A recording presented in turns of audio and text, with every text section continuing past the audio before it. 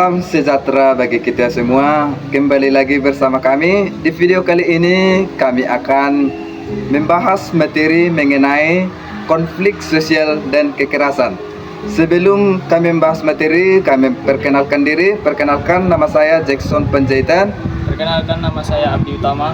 Perkenalkan, nama saya R. Athanasius. Oke, sekian dari perkenalan kami. Selamat menyaksikan. Jangan lupa like, comment, dan share. Terima kasih.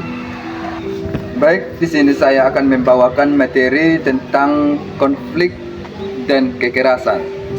Konflik sosial adalah pertentangan atau perbedaan antara individu, kelompok, ataupun lembaga yang memiliki tujuan, nilai, atau kepentingan yang berbeda dalam konteks sosial. Konteks sosial artinya dimaksud di sini adalah yang mempengaruhi. Sedangkan kekerasan adalah tindakan yang menggunakan kekuatan fisik atau psikologi untuk menyebabkan cedera atau kerusakan pada orang lain atau lingkungan. Konflik dan kekerasan adalah dua fenomena sosial yang berbeda namun terkait. Konflik sosial dapat terjadi dalam berbagai konteks seperti politik, ekonomi, budaya, dan agama. Dalam kehidupan sosial, berbagai jenis konflik adalah suatu keniscayaan, bahkan terkadang dibutuhkan. Tidak ada satupun masyarakat yang tak pernah mengalami konflik antara anggotanya atau dengan kelompok masyarakat lainnya. Konflik kerap pula disosialisasikan dengan ancaman ataupun penggunaan kekerasan.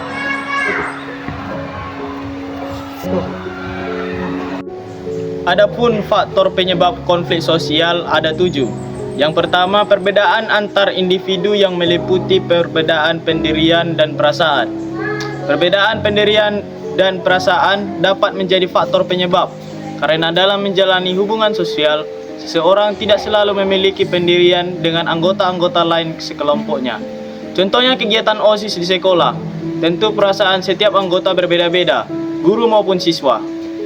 Kemudian yang kedua, perbedaan latar belakang kebudayaan. Perbedaan latar belakang kebudayaan akan menghasilkan individu-individu yang memiliki beragam corak kepribadian. Tanpa pemahaman tersebut, cetak kepribadian masing-masing kebudayaan tersebut, konflik sangat mungkin terjadi. Contohnya, orang Batak biasanya memiliki kepribadian yang tegas dan selalu berkata apa adanya.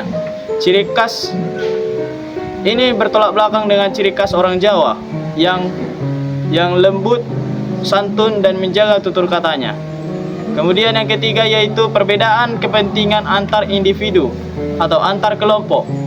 Terkadang orang dapat melakukan hal yang sama, tetapi untuk tujuan yang berbeda.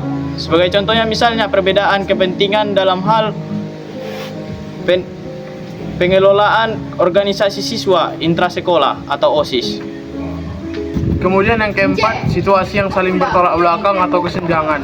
Kesenjangan yang ada dalam masyarakat juga dapat menyebabkan terjadinya konflik. Contohnya kesenjangan ekonomi yang saling berulang kali mengakibatkan konflik. Yang kelima, perbedaan cara mencapai tujuan. Pada suatu kelompok atau organisasi serta masyarakat mungkin saja memiliki tujuan yang sama, namun mereka belum tentu sepakat tentang cara-cara yang harus dilakukan untuk mencapai tujuan tersebut.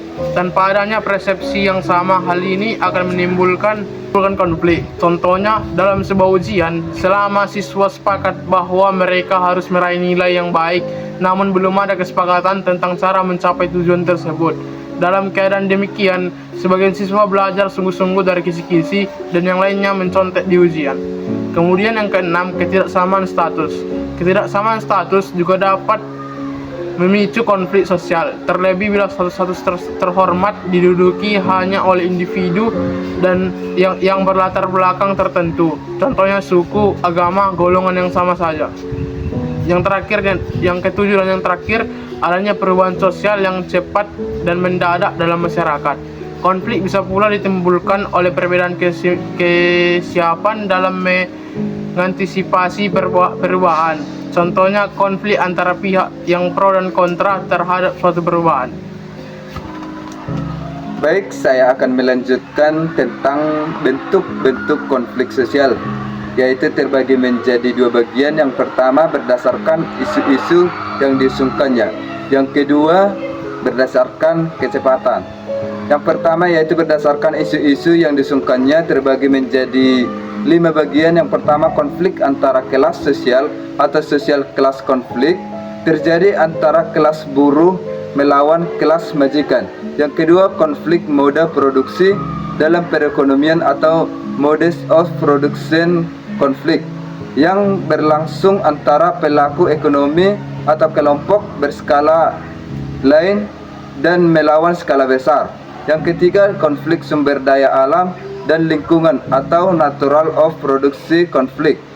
Yang keempat, konflik ras atau etnis and racial konflik adalah konflik yang berkaitan dengan perbedaan warna kulit dan atribut rasional lainnya.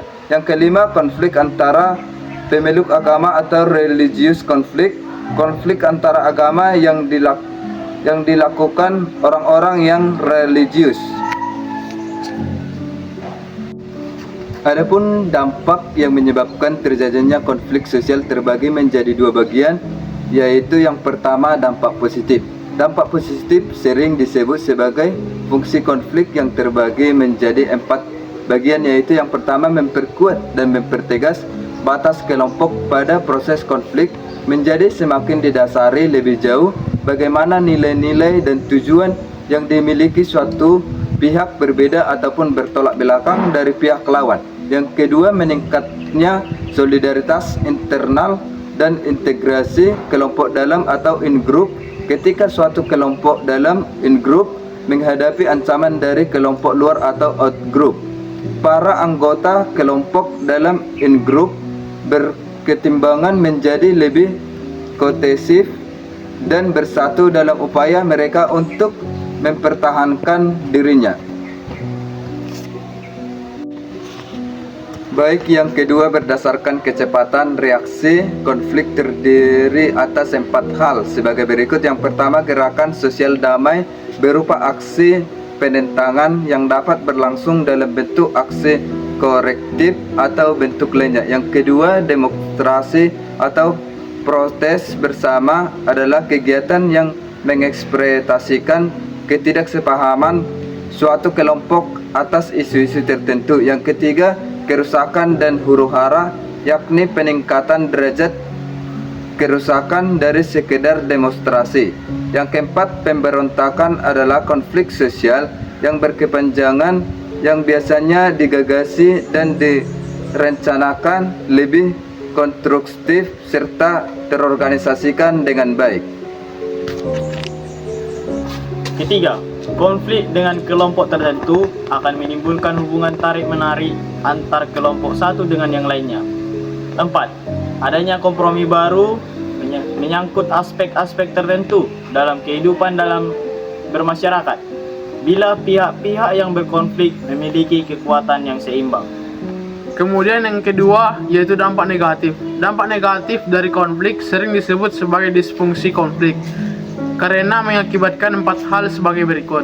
1. Keretakan hubungan antar individu dan persatuan kelompok. Bila konflik bersifat internal atau terjadi antara anggota-anggota dalam suatu kelompok, maka akibatnya adalah disintegrasi. Yang kedua, kerusakan harta benda dan hilangnya nyawa manusia. Dalam konflik sosial yang disertai kekerasan atau aksi-aksi perusakan, anarkisme hingga tindakan mencederai atau menghilangkan nyawa pihak lawan merupakan konsekuensi yang sering tidak terhindarkan. Ketiga, perubahan keterikatan individu. Dalam hal ini, konflik dapat menjadi stimulus yang mengubah keterikatan dan sikap individu. Yang keempat, dominasi kelompok pemenang atas kelompok yang kalah. Dominasi tersebut mungkin saja terjadi beberapa hal berikut. A. Pembunuhan secara sengaja terhadap kelompok. B. Pengusiran. C. Perbudakan. D. Segregasi atau pemisahan. Setiap permasalahan pasti ada solusi. Solusi yang kami temukan untuk mengatasi konflik sosial ada 2. Yang pertama, metode penyelesaian konflik. Yang pertama, yang terbagi menjadi beberapa bagian. 1. Koersi atau coercion. Coercion adalah suatu bentuk akomodasi yang prosesnya dilakukan dengan paksaan. Contohnya perbudakan. Kedua, kompromi atau compromise adalah suatu bentuk akomodasi saat pihak yang bertikai saling mengurangi tuntutannya dan menyelesaikan perselisihan. Ketiga, arbitrasi atau arbitration adalah suatu bentuk akomodasi saat masing-masing pihak tidak dapat lagi menyelesaikan permasalahan sehingga menghadirkan pihak ketiga penengah. Keempat, mediasi atau mediation adalah suatu usaha untuk mendamaikan pihak-pihak yang berkonflik dengan pembicaraan face to face dan didampingi oleh aparat.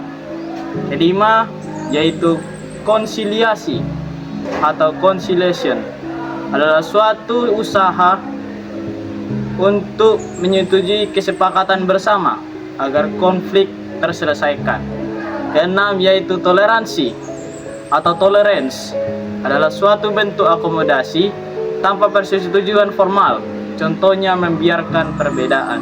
Demikianlah hasil dari materi yang kami sampaikan, yaitu tentang konflik dan kekerasan yang terjadi di dalam lingkungan masyarakat.